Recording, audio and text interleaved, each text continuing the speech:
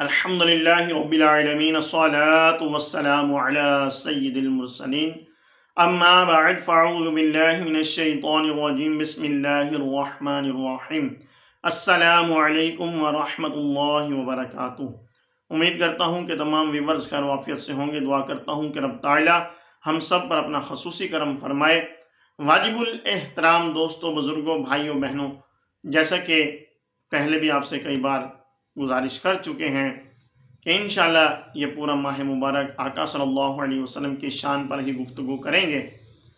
آئیے آج انشاءاللہ عز و جل آقا صلی اللہ علیہ وسلم کے قدم مبارک کی شان سنتے ہیں کہ اللہ تبارک و تعالی نے ہمارے آخری نبی حضرت محمد مصطفیٰ، ہمارے اپنے آخری نبی اور ہم سب کے آقا صلی اللہ علیہ وسلم کو کس قدر شان سے نوازا، اور آقا صلی اللہ علیہ وسلم کے قدم مبارک میں اللہ تبارک و تعالی نے کیا طاقت رکھی۔ آئیے اس طرف چلتے ہیں، لیکن اس سے پہلے دعا ہے کہ رب تعالی ہمارے تمام سیلاب زدگان کی غیب سے مدد فرمائے اور تمام مسلمانوں کی بھی غیب سے مدد فرمائے، جو پریشانی میں، جو ظلم اور غلامی کا شکار ہیں، اور تمام مسلمانوں کے جو دل جو توڑے گئے کس ذریعے قبلہ اول کی جو ہے بے حرمتی کرتے ہوئے، دعا ہے کہ رب تعالیٰ قبلہ اول کی حفاظت فرمائے۔ آئیے چلتے ہیں۔ حضرت انس رضی اللہ عنہ سے روایت ہے، فرماتے ہیں کہ آقا صلی اللہ علیہ وسلم ایک مرتبہ احد پہاڑ پر چڑھے۔ احد پہاڑ پر جب آپ صلی اللہ علیہ وسلم گئے، اب آقا صلی اللہ علیہ وسلم اس وقت اکیلے نہیں تھے، بلکہ آقا صلی اللہ علیہ وسلم کے ساتھ حضرت ابو بکر صدیق رضی اللہ تعالیٰ عنہ، حضرت عمر فاروق اعظم رضی اللہ تعالیٰ عنہ اور حضرت عثمان غنی رضی اللہ تعالیٰ عنہ، یہ صحابہ بھی ساتھ تھے۔ اب جب یہ صحابہ بھی ساتھ تھے اور جب یہ احد پہاڑ کے اوپر پہنچ گئے، آقا صلی اللہ علیہ وسلم بھی پہنچ گئے، صحابہ بھی پہنچ گئے، تو اب جو ہے پہاڑ جو ہے وہ لرزنے لگا، ہلنے لگا، گویا کہ جیسے وہ جھوم رہا ہو۔ اللہ اکبر! وہ خوشی میں جھوم رہا ہو کہ میرے اوپر اللہ کے نبی اور وہ صحابہ شان والے، وہ جھومنے لگا۔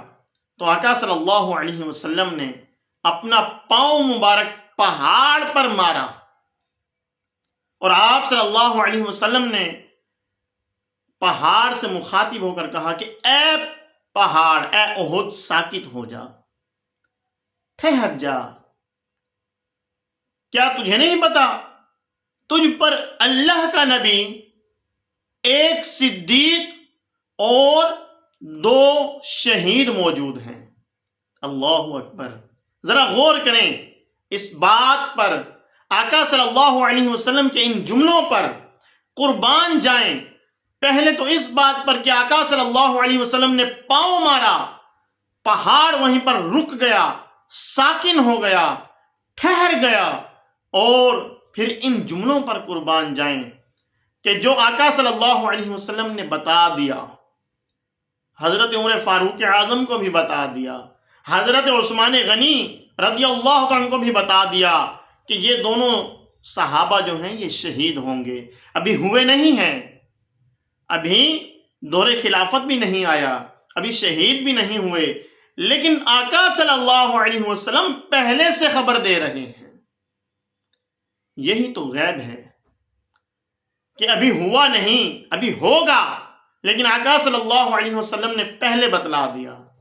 یہ آقا صلی اللہ علیہ وسلم کے علم کی شان ہے۔ آقا صلی اللہ علیہ وسلم کے پاؤں مبارک کی شان یہ ہے کہ پہاڑ رک گیا۔